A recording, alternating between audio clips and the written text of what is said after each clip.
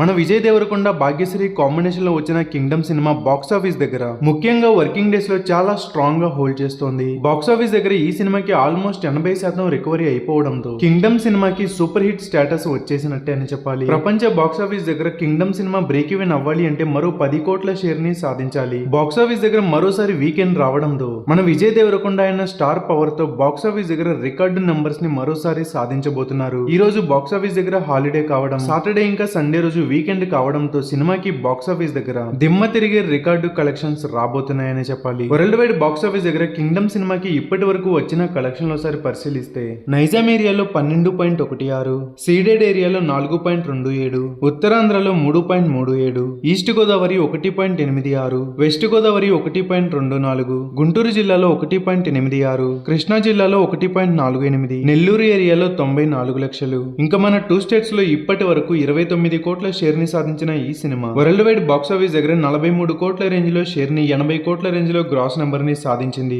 Box office దగ్గర Kingdom cinema break even అవ్వాలి అంటే 52 కోట్ల షేర్ ని సాధించాలి. మరో 9 లేదా 10 కోట్ల షేర్ ఈ సినిమాకి వస్తే సూపర్ హిట్ అయిపోతుంది. ఫ్రైడే ఇంకా సాటర్డే సండే రోజు బాక్స్ ఆఫీస్ దగ్గర హాలిడేస్ ఉండటంతో కింగ్డమ్ సినిమాకి బాక్స్ ఆఫీస్ దగ్గర బాగా ప్లస్ అవుతుంది. లాంగ్ రన్ లో ఈ సినిమాకి ఎన్ని కలెక్షన్లు రాబోతున్నాయని మీరు అనుకుంటున్నారో మీ అభిప్రాయాన్ని కామెంట్ చేయండి. వీడియోని లైక్ చేయండి, షేర్ చేయండి. ఇలాంటి మరెన్నో ఇన్ఫర్మేటివ్ వీడియోల కోసం ఛానల్ ని సబ్స్క్రైబ్ చేసి పక్కనే ఉన్న బెల్ ఐకాన్ ని కూడా కొట్టండి.